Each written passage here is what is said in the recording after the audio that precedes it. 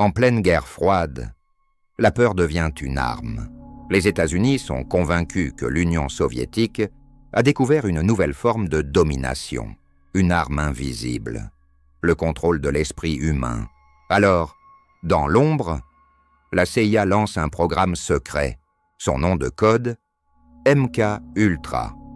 Un programme destiné à explorer les limites du contrôle mental, drogues expérimentales, tests psychologiques extrêmes, des centaines de personnes, utilisées comme cobayes, souvent sans le savoir. Certains ne s'en remettront jamais, d'autres ne survivront pas. Des milliers de documents seront détruits. Mais ce qui a survécu suffit à révéler l'impensable. Ceci n'est pas une théorie. C'est une réalité confirmée, déclassifiée, et pourtant encore entourée d'ombre. En 1953, le monde vit dans un équilibre fragile. Deux superpuissances se font face, les États-Unis, l'Union soviétique.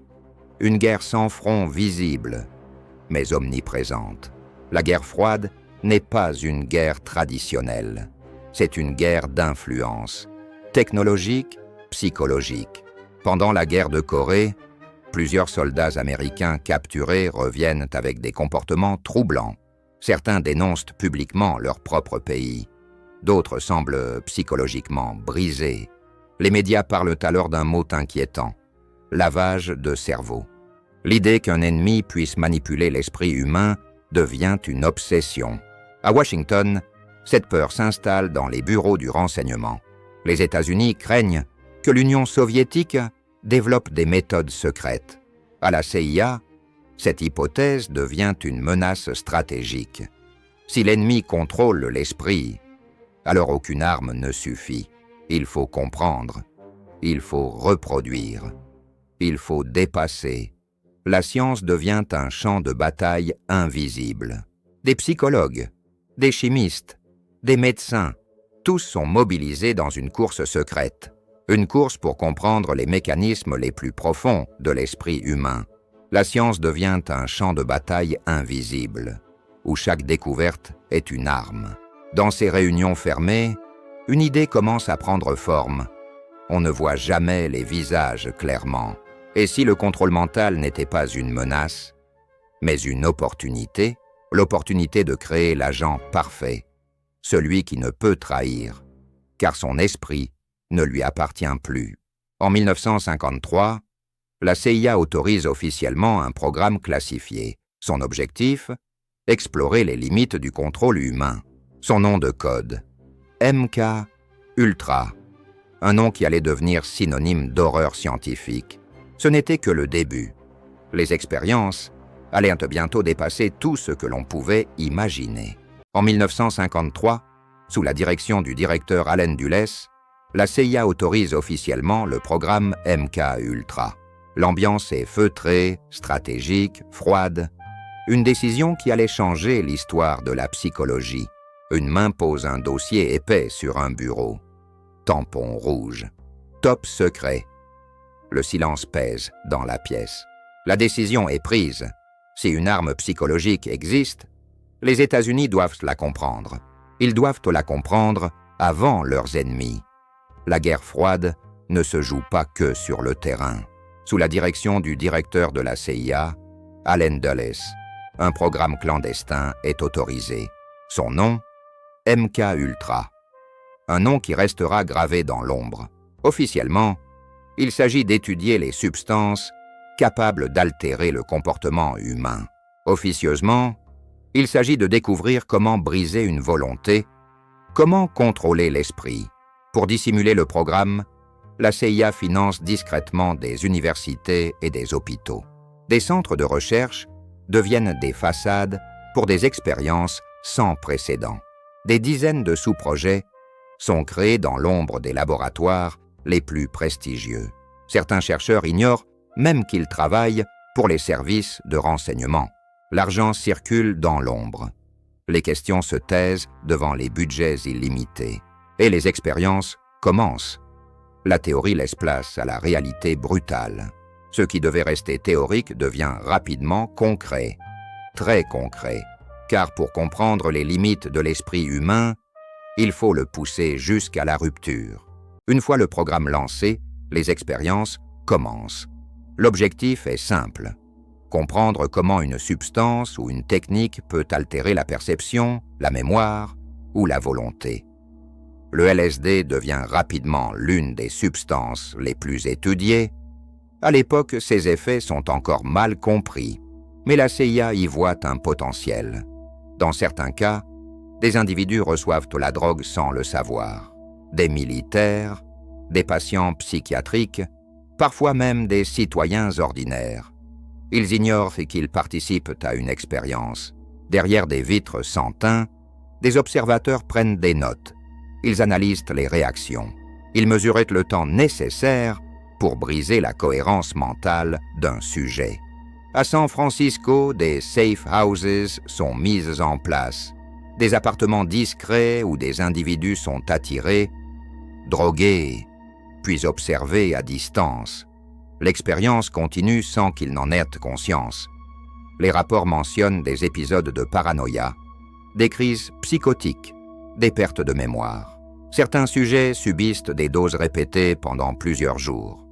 Pour les responsables, ces effets sont des données, des résultats mesurables. Mais pour les personnes testées, ce sont des traumatismes durables. Tous ne s'en remettront pas. Certains verront leur vie basculer. Et pourtant, le programme continue, car dans l'ombre, la priorité reste la même: prendre l'avantage coûte que coûte. MKUltra n'est plus une hypothèse théorique. C'est désormais une réalité expérimentale. Et les conséquences commencent à apparaître. Novembre 1953, une réunion entre scientifiques et responsables de la CIA. Parmi eux, un microbiologiste respecté, Frank Olson. L'ambiance est presque détendue, mais l'expérience qui va suivre est tout sauf ordinaire. Sans qu'il le sache, une dose de LSD est ajoutée à son verre. Une expérience, un test interne. Il ne sera informé de ce qu'il a consommé qu'après coup. Le mal est déjà fait. Dans les heures qui suivent, son comportement change. Il paraît agité, confus, profondément affecté. Les voix autour de lui deviennent étranges, étouffées, comme venues d'un autre monde. Les jours suivants, son état ne s'améliore pas. Le doute s'installe. Il confie à ses proches qu'il doute de son travail, qu'il a vu des choses qu'il ne peut plus accepter. Il semble inquiet, parfois paranoïaque. Ses supérieurs décident d'intervenir. Ils l'emmènent à New York pour consulter un spécialiste affilié au service de renseignement. Nuit du 28 novembre 1953. Hôtel Statler, 13e étage. Une chambre d'hôtel plongée dans l'obscurité, les rideaux bougent légèrement devant une fenêtre. Un bruit soudain déchire le silence de la nuit. Puis, le vide. Frank Olson chute de la fenêtre de sa chambre. La version officielle est immédiate. Suicide. Mais sa famille doute. Pourquoi l'avoir drogué sans son consentement? Pourquoi cette surveillance? Des décennies plus tard, des documents confirmeront son implication forcée dans des expériences secrètes. La vérité complète, elle, ne sera jamais totalement établie. Accident? Suicide? Ou autre chose? Frank Olson était un scientifique pris dans une machine plus grande que lui, dont il n'est jamais revenu. Au début des années 1970, la confiance envers les institutions américaines s'effrite. Les scandales s'accumulent. Et certains programmes du passé deviennent dangereux. En 1973, le directeur de la CIA, Richard Helms, prend une décision: détruire les archives du programme. L'ordre est simple: éliminer les documents sensibles, rapports d'expérience, notes internes, correspondances. Des milliers de pages disparaissent. Des années d'opérations réduites en fragments, comme si le programme n'avait jamais existé. En 1975, le Sénat lance une enquête officielle, le Church Committee. Par hasard, environ 20 000 documents échappent à la destruction. Des pièces comptables, des fragments administratifs, suffisants pour reconstituer une partie de l'histoire. Ce que la commission découvre choque l'opinion publique. Des expériences menées sans le moindre consentement. Tests sur des personnes vulnérables. Des manipulations psychologiques financées par l'État. Mais une grande partie du programme a disparu à jamais. Ce que l'on sait est troublant. Ce que l'on ignore l'est peut-être davantage. MKUltra n'a pas seulement été un programme secret, il a aussi été effacé. Et l'histoire que nous connaissons est peut-être incomplète. MKUltra n'est pas une légende urbaine. Ce n'est pas un scénario de fiction. C'est un programme réel, financé par l'État, autorisé au plus haut niveau.